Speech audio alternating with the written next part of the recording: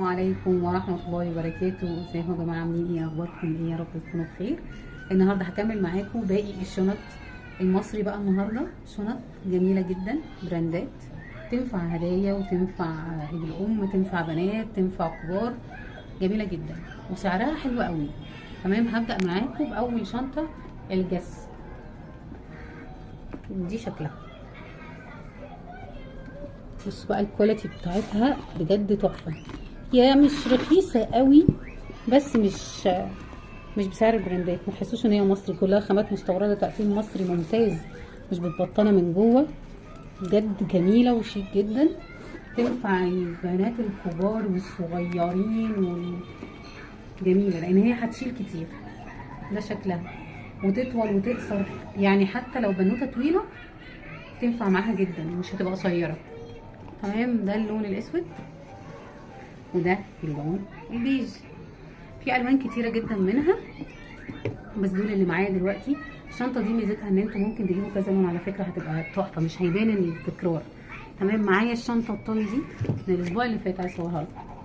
بصوا، دي الشنطه تومي، نازل منها الاصلي نفس الشكل، مفيش فرق كبير. بصوا شكلها عامل ازاي. ده بوكس من جوه، والله تحفه. ممكن البطانه تكون بس هي المختلفه. دي خامات مستورده، تقفيل مصري برده، جميله جدا. شكلها من هنا ومن هنا. عايزه بس اقول لكم حاجه على الدراعات. تمام، ده شكلها والجلد من تحت، وده اللون الاسود بتاعها جميل جدا. نفس الدراعات هي. الشنطه دي معاها دراعين، انا ركبت الدراعين بس، وانتوا ماشيين في الشارع مش هينفع الاتنين. دي اللي هي التومي، عشان احطها ازاي بس ثانيه واحده. بصوا، دي ما بتطولش وتقصر، بيتلبس بقى كتف، بيتلبس كروس قصير.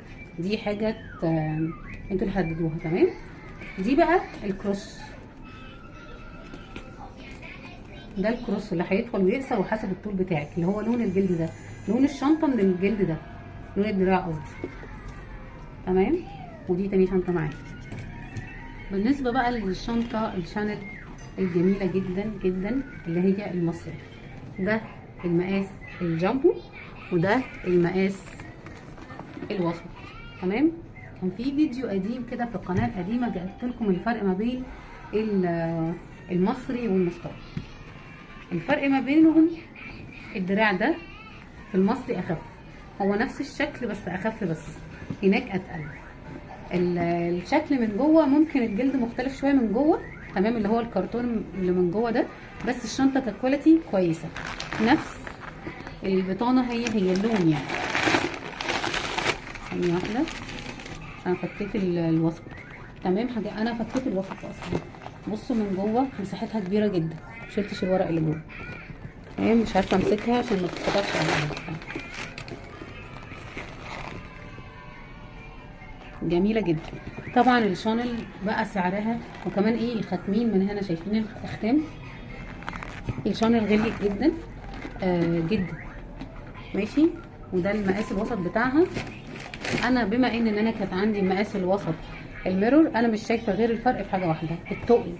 التانية اتقل ودي اخف، لكن نفس الفكره، نفس البرديل احمر بالظبط، والمن فوق اسود، وهنا الجيب مصوره لكم من هنا، وجيب من هنا،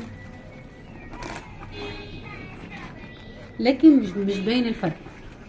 الفرق بس انتوا اللي حاسين، يعني وانت شايله الشنطه انت اللي حاساه، يعني انت اللي عارفه انت لابسه شنطه مصري الكواليتي بتاعتها نظيفه خفيفه. انا لما بلبس الميرور هي تقيله، جلدها تقيل والدراع بتاعها اتقل، ده اخف، بس جميله جدا بالنسبه لسعرها وشيك جدا.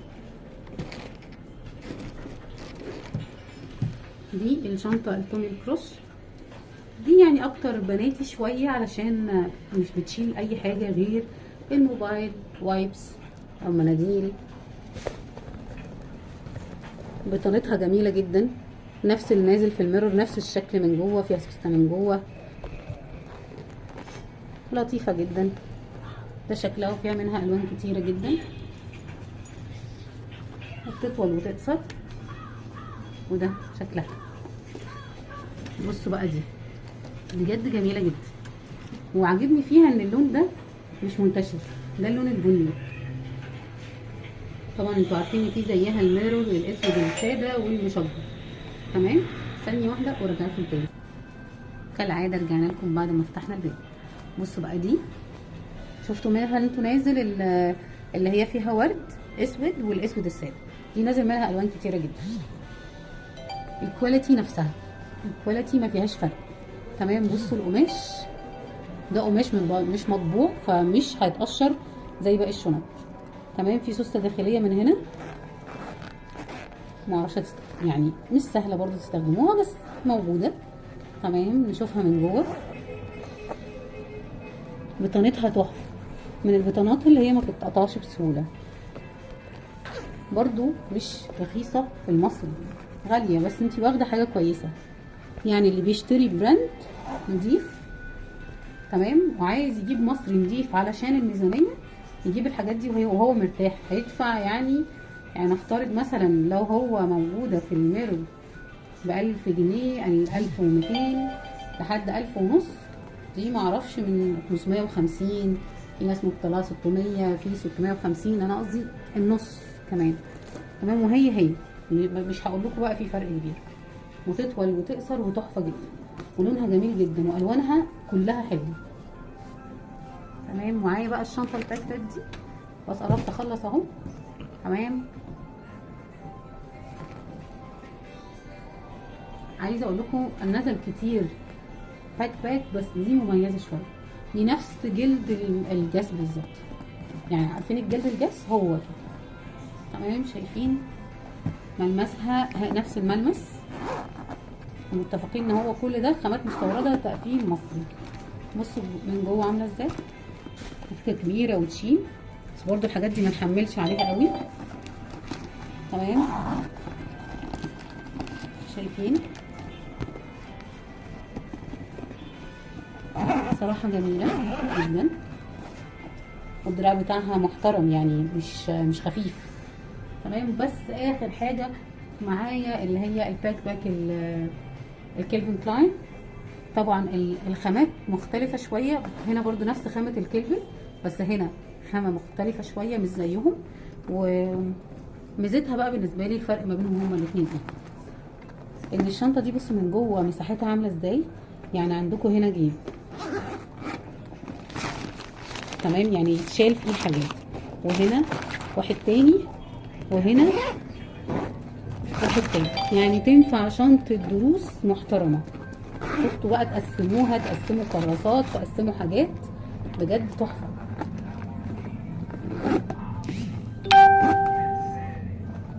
فاهمين قصدي ايه؟ ده الفرق ما بينهم. والدراع كل حاجة فيها حلوة جدا.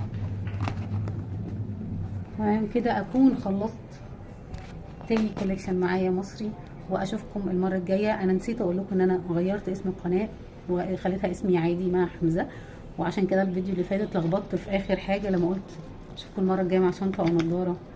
فالمره دي هشوفكم المره الجايه مع مها حمزه. السلام عليكم ورحمه الله وبركاته.